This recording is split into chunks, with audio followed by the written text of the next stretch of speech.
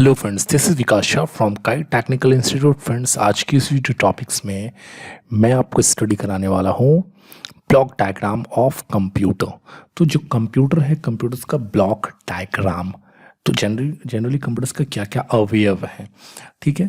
जो जनरली आप देखते हो सीपीयू आप देखते हो, तो सीपीयू जो है हमारा, जिसको हम लोग बोलते हैं सेंट्रल प्रोसेसिंग यूनिट, तो हेडिंग में सीपीयू रहता है। बट जनरली आखिर वो जो बक्सा टाइप का रखा होता है सिस्टम के साइड में, कंप्यूटर्स के साइड में, मॉनिटर के साइड में, वो है क्या, वो किस किस प्रोसेसेस से मिल के बना है और क्या क्या कार्य होता है उसके अंदर।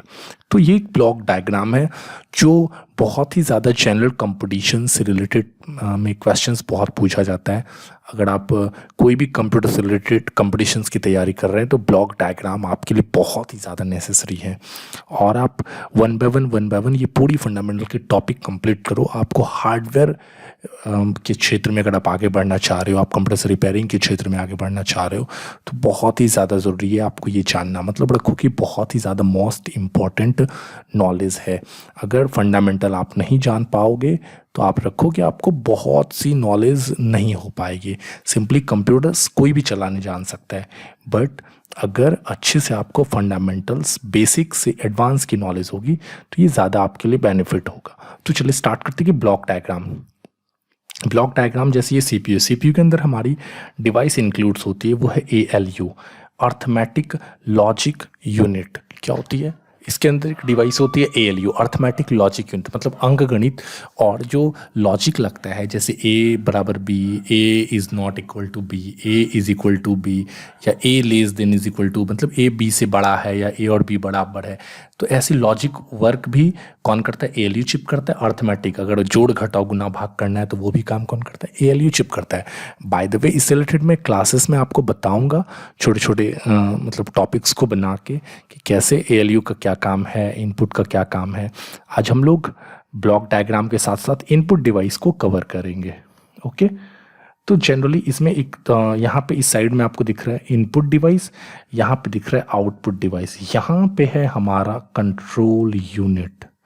तो ये सीपीयू का पार्ट है। सीपीयू का हमारा एएलयू कंट्रोल यूनिट जो है, ये दो पार्ट्स हैं। जनरली कंट्रोल यूनिट क्या करता है? हमारे यूनिट्स को कंट्रोल करता है।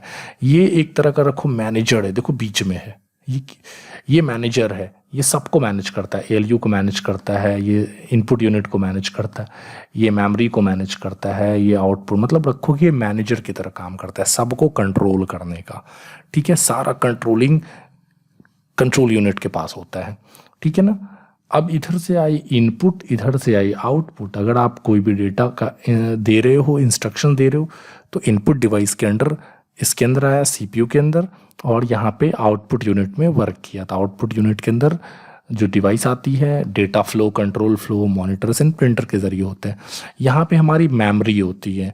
ऐसे मेमोरी के अंदर भी अलग अलग मेमोरी होती है, बट वो जब मेमोरी का क्लासेस अभी हम लोग करेंगे आगे, तो फिर हम लोग जानेंगे कि मेमोरी, तो इस मेमोरी में क्या होता है कि जो भी प्रोसेसेस हो रहा है, जो भी आउटपुट जनरेट हो रही है, वो सारे प्रोसेस आउटपुट्स वगैरह को मेमोरी अपने अंदर क्या करता है? जमा करके रखता है, कि बाद में अगर मैं इसका यूज़ करना चाहूँ तो आसानी से हम लोग इस चीज़ का यूज़ कर सकें। ओके,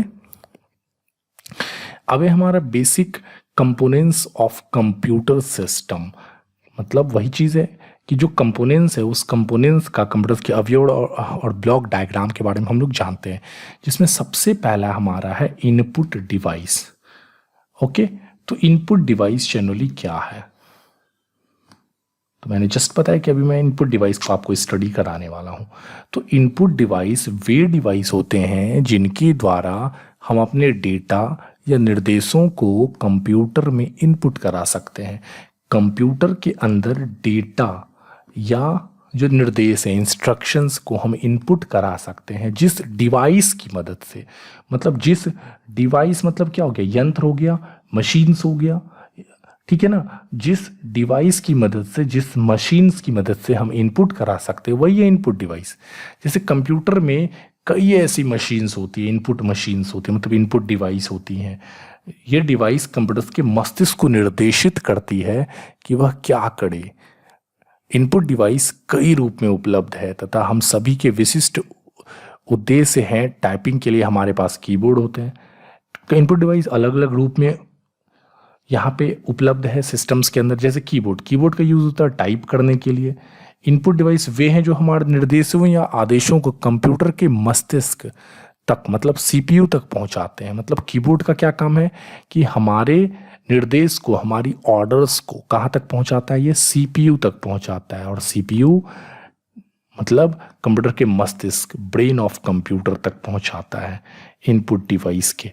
तो जनरली कुछ हमारे पास जैसे इनपुट डिवाइस कई प्रकार के होते हैं, जिनमें हमारा कीबोर्ड है, ये आप याद रख सकते हो बहुत अच्छे से। इसमें मैंने बहुत ही ज़्यादा एग्जाम्पल्स रखा है कि इससे रिलेटेड, इससे बाहर जनरली क्वेश्चंस फिर नहीं रहेगा। अगर कहीं पे ऐसा क्वेश्चंस आ रहा है कि भरने के लिए दे दिया जाएगा डैश इज़ इनपुट डिवाइस, ठीक है ना, हाइफन इज़ इनपुट डिवाइस, तो आप वहाँ पे डाल सकते हो। तो इतना ही मेरे पॉइंट ऑफ व्यू से एग्जाम्पल्स रहता है। इस एग्जाम्पल से बाहर आपको नहीं पूछा जाएगा उस कंपटीशंस के एग्ज़ाम्स में, बट फिर भी आप देखो, पढ़ो, थोड़ा समझने की कोशिश करो। और मैं यही चाहूँगा कि आप ये सब चीज़ों को नोट करते जाओ। तो इससे क्या होगा कि आपको कंप्लीट याद रहेगा और फंडामेंटल को आप अच्छे ढंग से इस पे आपको एक रखो कि एक अच्छी एक्सपीरियंस आ जाएगी फंडामेंटल्स के ऊपर। कंप्यूटर्स के बारे में आप अच्छी ए से लिख सकते हो, उसके बारे में अच्छे से बच्चों को बता सकते हो, किन्हीं को बता सकते हो।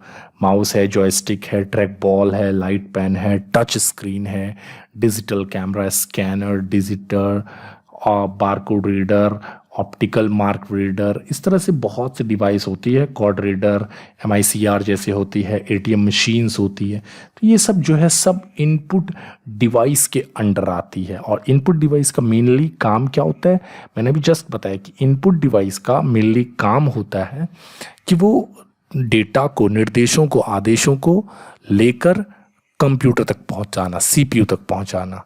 ठीक है, तो फ्रेंड्स आपको ये वीडियो समझ में आया होगा। कोई भी प्रॉब्लम्स हो तो प्लीज़ आप मुझे कमेंट सेक्शंस में लिखो। Thank you.